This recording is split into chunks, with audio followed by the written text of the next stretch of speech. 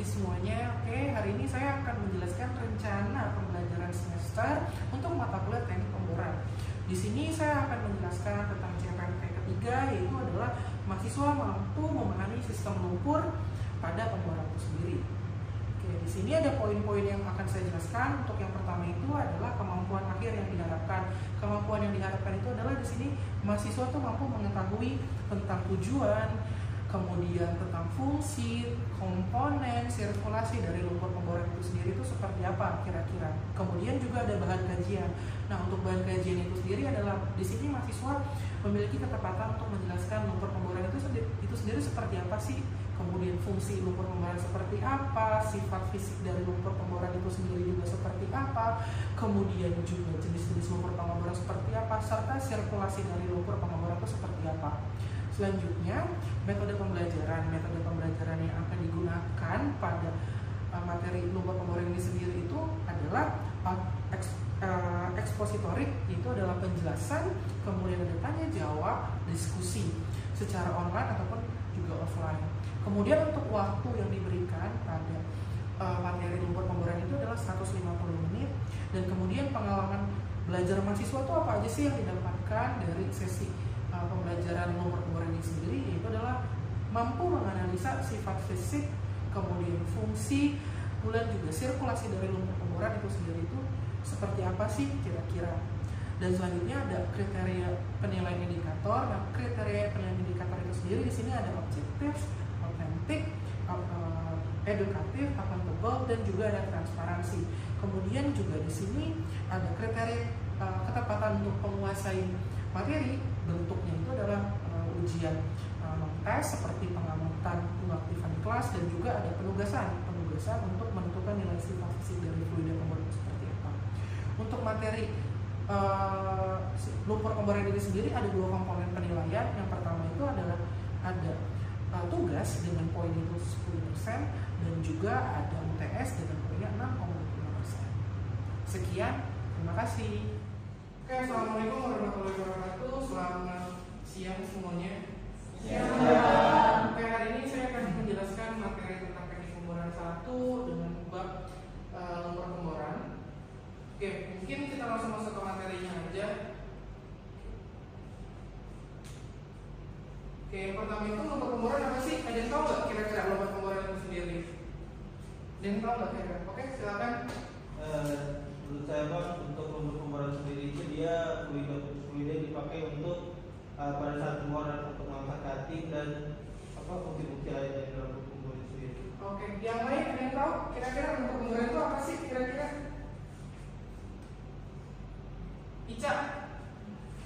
Kalau menurut saya lumpur pemboran itu yang dimana semua jenis fluida tadi digunakan untuk mengangkat cutting yang ada di dasar sumur untuk diangkat ke permukaan. Oke, betul. Jadi lumpur pemboran itu adalah semua jenis fluida yang digunakan untuk membantu proses pemboran, yang fungsi utamanya itu adalah untuk kita mengangkat sebuah cutting dari bawah ke permukaan. Karena kan dari proses dilakukannya rotary drilling, otomatis kan dia itu akan menghasilkan cutting ya. Nah, dari cutting itu sendiri nanti akan menyebabkan, kalau misalkan tidak diangkat, akan menyebabkan terjadinya permasalahan.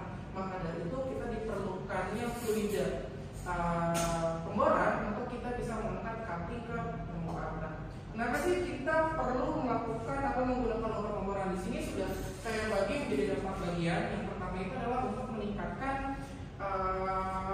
produktivitas. Nah, di sini kita bisa lihat meningkatkan produktivitas itu sendiri kan dalam proses pemboran, persentase dari lumpur itu sendiri digunakan apa 15%. Otomatis kalau misalkan kita tidak menggunakan lumpur dengan baik, otomatis akan menyebabkan produktivitasnya itu sendiri akan menurun.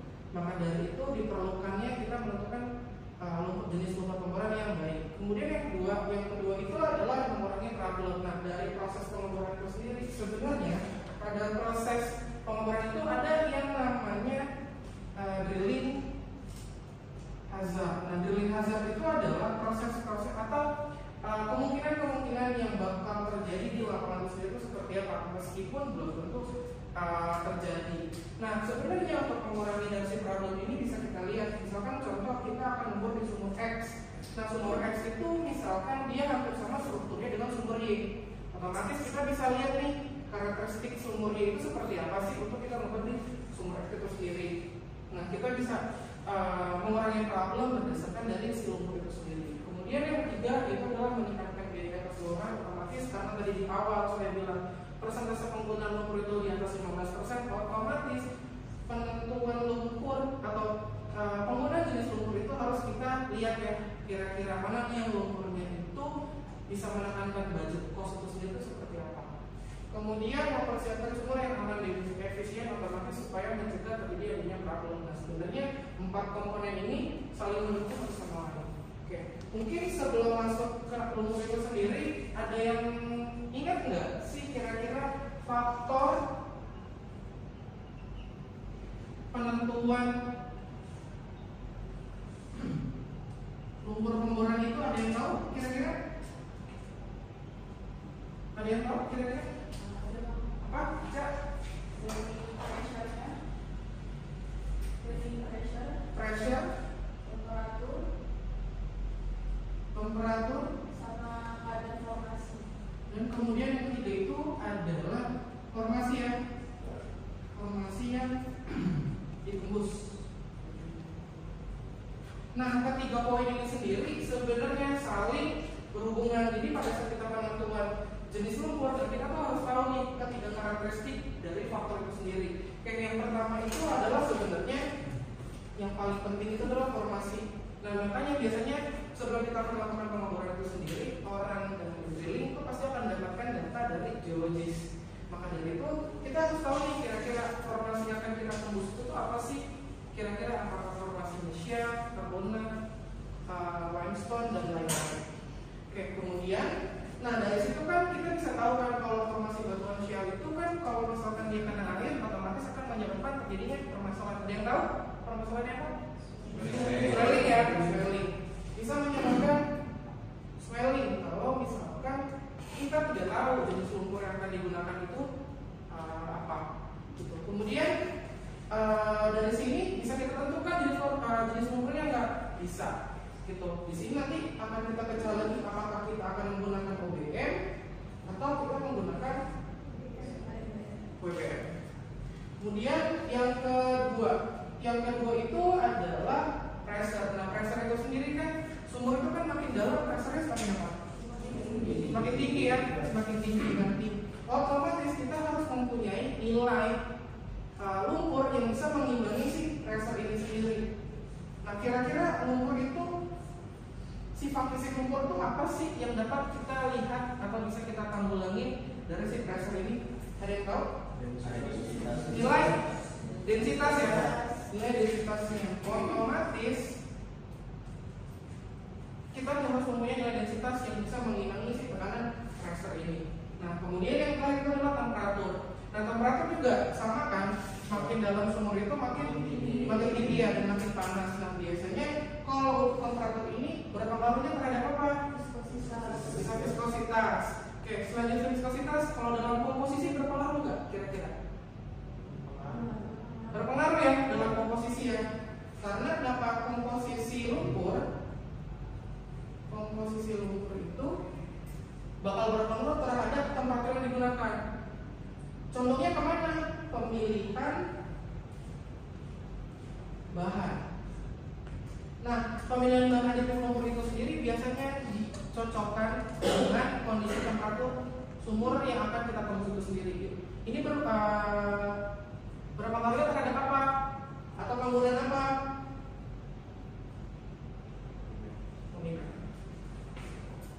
Oke.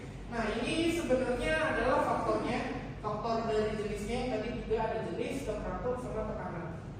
Nah, untuk komponen lumpur itu sendiri sebenarnya dibagi menjadi ada 4. Yang pertama itu bisa berdasarkan dari air, terus kemudian itu bisa dari oil, kemudian itu bisa dari gas, dan kemudian juga bisa dari polimer. Kalau misalkan untuk dari berdasarkan air itu ya tadi bisa polimer, kemudian bisa spatman dan lain-lain. Terus kemudian kalau oil based mat itu yang base-nya itu berbahan dasar minyak, yaitu misalkan bisa seperti diesel oil, steralin, SF dan lain-lain. Kemudian kalau untuk gas itu biasanya ada campuran tambahannya, biasanya digunakan maksimal itu ada 78 nitrogen, 21 oksigen, dan satu gas lain-lainnya, bisa argon, neon, dan lain-lain. Kemudian juga ada lumpur polimer. Nah, polimer itu sendiri bahan aditif tambahan. Nah, base-nya ini sebenarnya hampir sama dengan si lumpur berbahan dasar si water itu sendiri.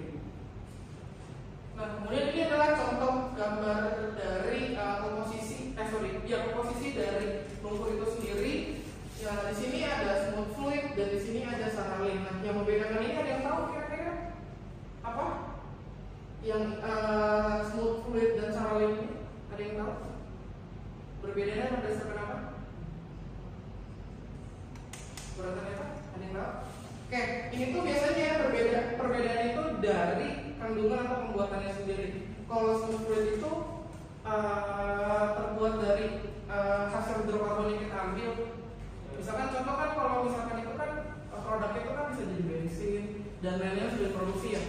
Nah, ini bisa juga dari smooth fluid kosongnya ini sendiri. Sedangkan kalau si saralin ini yang putih, nah yang putih ini dia terbuat dari kelapa sawit. Makanya dia mempunyai nilai atau sifat fisik atau ya sifat fisik yang agak berbeda sih. Yang satu lebih kuning, yang satu lagi itu yang warna putih. Nah, untuk fasanya ada 4 ya, yaitu ada fase cair, reaktif solid, intersolid, dan fase kimia. Nah, kalau untuk fase cair itu sendiri ya base-nya itu adalah ya kalau nggak air minyak. Ya tadi apa? Ya kita bisa pakai spatman, kemudian juga kita bisa menggunakan si baseman dan lain-lain. Kemudian kalau untuk reaktif solid itu adalah dari bahan aditif lumpur. Kalau misalkan dia kena air, dia pasti ngembang. Contohnya yang tahu apa? Kalau kena air dia pasti ngembang. Contohnya apa ya? Bahan aditifnya ya, ada yang tahu? Kira-kira bentonat ya. Bahan aditifnya itu adalah benton. Jadi kalau misalkan air ketemu sama bentonat pasti dia akan ngembang. Nah, kalau yang intersolidnya itu adalah kebalikannya. Jadi kalau misalkan dia tidak kena air, dia tidak akan ngembang. Contohnya apa? Contohnya itu bahan-bahan tertentu, yaitu misalkan baret. Oke, kemudian yang terakhir ada fase kimia. Nah, fase kimia itu sendiri adalah bahan aditif yang digunakan untuk mengontrol sifat fisik. Contohnya itu apa aja? Kita bisa menggunakan PET, kita bisa menggunakan exit, kita bisa menggunakan PHPI dan lain-lain. Nah, ini adalah 4 komponen yang digunakan dari atau fase dari lumpur pemboran itu sendiri. Kemudian untuk fungsinya, nah dari fungsinya itu sendiri di sini sebenarnya ada 9 saja, bisa kalian baca. Yang pertama itu adalah mengangkat sulfur cutting ke permukaan yang jelas dari proses hidrolika itu sendiri, dari rotary drilling itu sendiri harus kita angkat ya si cuttingnya itu sendiri kan, supaya kalau tidak kita angkat otomatis kan akan menyebabkan terjadinya permasalahan. Maka dari itu perlu dilakukan pengangkatan. Kemudian yang kedua, meninggikan dan melumasi fit. Nah, di sini adalah kan peralatan dari BHI itu sendiri kan dipakai terus kan, digunakan terus, otomatis kalau suatu benda digunakan tersebut tuh yang pertama adalah pasti panas. Terus yang kedua itu bisa menyebabkan aus ya. Nah kalau misalkan peralatan itu cepat panas dan cepat aus, otomatis cepat rusak nggak kira-kira? Cepat rusak kan? Cepat rusak dari peralatan tersebut. Maka dari itu kita perlu mengukur untuk dia bisa mendinginkan, dan pula dia juga bisa mencegah aus dari siratnya di tersebut. Kemudian yang ketiga itu mengontrol tekanan. Nah, kira-kira tekanan apa aja sih yang ada dalam proses pengeboran? Ada 2 tekanan hidrostatis, tekanan formasi ya. Nah, tekanan hidrostatis sama formasi itu kan saling berhubungan nih. Kira-kira karena kenapa? Kalau misalkan hidrostatis yang lebih besar daripada formasi, nyebabin apa? Low circulation. Kalau sebaliknya, terjadi kick ya. Maka dari itu biasanya untuk mengontrol tekanan itu berpengaruhnya kemana? Berpengaruhnya itu ke nilai densitas tadi yang saya bilang. Otomatis sifat fisiknya itu sendiri kita harus punya nilai densitasnya sama kira-kira. Oke, selanjutnya itu mencegah runtuh dinding lubang bor, kemudian menyangga sebor agar tidak mendapat berhenti di sirkulasi. Nah, itu biasanya bisa kita lihat berdasarkan dari kan pada proses pengeboran itu sendiri kan nggak mungkin dia terus ini ya sirkulasi terus kan, otomatis kan ada waktunya dia, kan otomatis karena si lumpur itu dia punya sifat fisik atau punya sifat sebagai gel, otomatis pada saat dia diam lumpurnya itu bakal menjadi gel. Supaya kenapa? Supaya dia tidak akan menahankan cutting lagi turun ke bawah. Gitu. Terus kemudian mengurangi beban pipa rangkaian, kemudian menurunkan tenaga hidrolika, memanfaatkan suhu bor dan mengatasi korosif terhadap pipa bor dan selubungnya. Nah, menurut kalian lumpur itu tuh harus basah atau harus asam sih kira-kira? Basah. Kenapa basah? Kalau asam Untuk korosif ya, selain dari korosivitas ada yang tahu? Yang untuk berhubungan dengan si cuttingnya ada yang tahu kira-kira? Hasil cuttingnya gimana? Kalau ini lebih halus biasa. Gimana? Artinya pecah gitu bang, jadi lebih halus. Lebih halus. Ica? Ya, Sama ya? Oke, jadi gini, kalau misalkan dia dalam kondisi asam, otomatis biasanya lumpur tersebut itu nanti akan menghasilkan cutting itu lebih halus. Nah, biasanya kalau dalam kondisi asam kita tidak bisa mengidentifikasi formasi bangunan tersebut seperti apa. Karena sebenarnya secara real untuk kita bisa tahu kita menembus formasi batuan apa itu, case-nya itu bisa kita lihat dari hasil cutting yang kita dapatkan. Nah, kira-kira kalau misalkan hasil cuttingnya itu bentuknya halus, nah biasanya kita tidak bisa mengidentifikasi dari si cutting itu sendiri itu seperti apa. Gitu. Nah, dari sini kita bisa lihat ada namanya pola aliran. Nah, dari pola aliran itu sendiri ada dua, ada pola aliran laminar, ada pola aliran turbulen. Pola aliran ini sangat berhubungan dengan proses sirkulasi. Nah, kira-kira nih kalau dalam proses pengangkatan cutting, pola aliran apa sih yang kita inginkan? Laminar atau turbulen? Laminar. Oke. Kira-kira kan pada saat sirkulasi itu kan ada dua tempat ya, ada di bagian pipa dan ada di bagian anulus. Nah, kalau pengatur proses cutting itu di mana? Di pipa atau di anulus? Di anulus ya. Nah, di anulus itu kan, di anulus itu kita lebih condong mana? Apakah kita mau laminar atau kita mau turbulen? Laminar ya. Karena kenapa laminar itu kan arahnya itu kan sejajar ya. Mungkin bisa kita lihat di sini. Ini arah laminar. Laminar itu kan sejajar. Otomatis proses pengangkatan cutting ini kalau sejajar dengan ini pasti dia ke atas. Sedangkan kalau untuk turbulensi itu pola alirannya gimana? Ke segala arah ya. Jadi otomatis bisa naik, bisa turun, bisa ke kanan, bisa ke kiri. Nah, otomatis itu sangat berpengaruh. Nah, dari pola aliran ini sendiri bisa nggak kita analisa bahwa proses pengangkatan proses lumpur digunakan itu baik atau tidak? Bisa kita lihat dari sini. Di sini ada contoh case. Di sini ada case dari salah satu sumber X. Itu kita lihat apakah lumpur tersebut itu bisa digunakan itu sudah baik atau belum. Nah, di sini ada tiga metode, ada metode CCA, CTA, sama CCA. Nah, dari ketiga metode ini bisa menggambarkan bahwa lumpur tersebut bisa mendapat cutting dengan optimal. Contoh yang saya ambil di sini adalah CTA. CTA itu adalah cutting transport rasio. Nah, cutting transport rasio itu adalah persentase nilai cutting pada saat ditransportasi dari bawah ke atas itu tuh berapa sih? Nah, batasannya itu adalah 50. Gitu. Nah, di sini hasil yang didapatkan itu adalah nilainya dari 70 sampai ke 90. Otomatis jenis lumpur yang digunakan di sumur tersebut ini adalah sudah baik karena kenapa dia bisa mengangkat cutting dengan hasil di atas 70 sampai 90%. Seperti itu. Kemudian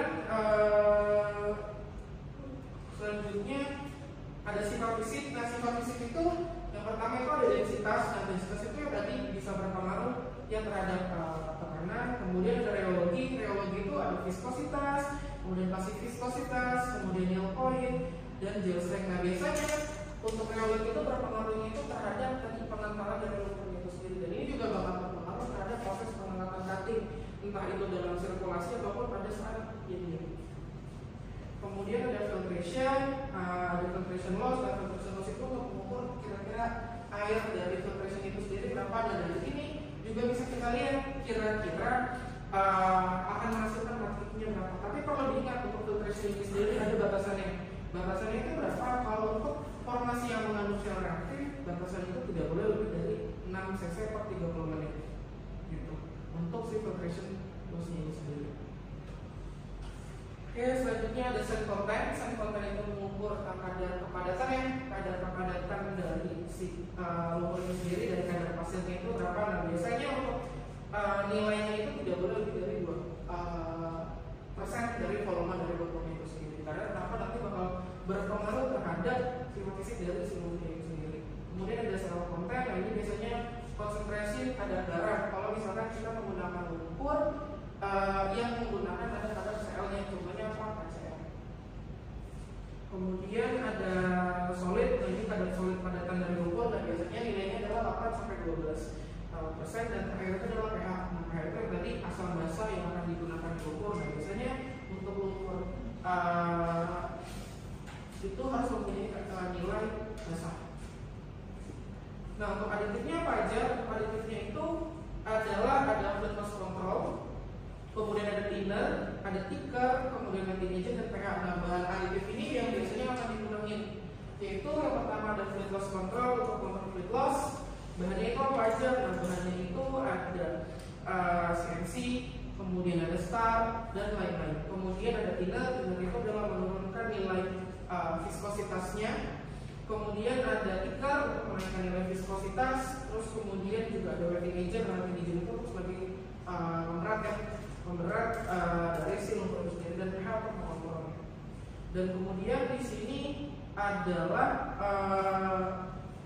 sistem sirkulasi. Nah di sini ada animasinya. Dan sistem sirkulasi itu sendiri sebenarnya bisa kita lihat bahwa lumpur itu pertama kali kita sirkulasikan itu dari si mampir, kemudian disirkulasikan ke mata, kemudian itu kita langsung masuk ke standpipe, kemudian ke tali house, ke swivel, ke kelly, drill pipe, drill kolam, keluar di bit, kemudian masuk lagi ke anode untuk lagi naik ke permukaan. Kemudian ada BOPS tank, flow line, kemudian show shaker. Nah show shaker ini adalah tempat perawatan pertama pada saat kita akan melakukan pemisahan antara lumpur sama si cutting itu sendiri. Jadi kan pada saat kita mengangkat lumpur kan dia tuh bawa cutting yang naik, itu kan harus dipisahin. Nah pemisahan pertamanya itu adalah di show shaker. Kemudian ada tambahan lain, ada digeser, di center sama di shoulder. Kalau digeser itu untuk memisahkan lumpur dengan larutan gas padatannya. Misalkan kalau ada gas terlarut di lumpur tersebut, itu harus kita pisahin terlebih dahulu. Kemudian ada descender, dan descender itu misalkan untuk memisahkan lumpur dengan kaki kalau misalkan tidak bisa dipisahkan oleh show shaker. Kemudian seperti shelter untuk yang lebih kecilnya lagi. Oke, selanjutnya itu ini ada contohnya. Ini ada videonya. Kalau misalkan kalian bisa lihat sistem dari sirkulasinya itu sendiri, kayak ini pemisahannya nih antara si lumpur sama si cuttingnya itu sendiri di bagian show shakernya itu sendiri itu berapa kira-kira? Oke, ini videonya, dan ini sistemnya gitu. Kemudian ada gambarnya juga. Nah, ini ada prosesnya nih, dari proses tadi. Nah ini pemisahan penyaringan dari buahnya itu sendiri. Itu kemudian ini adalah gas separator. Jadi istilahnya kalau misalkan ada gas terlarut dari lumpur sendiri, nah pasti dia akan masuk ke dalam peralatan ini sendiri untuk kita bisa pisahkan antara lumpur sama gasnya itu sendiri. Kemudian yaitu adalah yang terakhir tadi sistem sirkulasi untuk memisahkan dari peralatan conditionnya, ada descender, shelter, sama degesser tersebut. Dan yang terakhir adalah ini adalah program casing. Misalkan dalam satu sumur kita mempunyai 4 jenis lubang. Kira-kira yang kita gunakan itu seperti apa? Kemudian di sini ada formasi batuannya. Nah, tadi seperti di awal ada jenis formasi batuan ini akan dilakukan penggunaan lumpurnya. Kira-kira lumpur mana yang cocok akan digunakan di semua? Kira-kira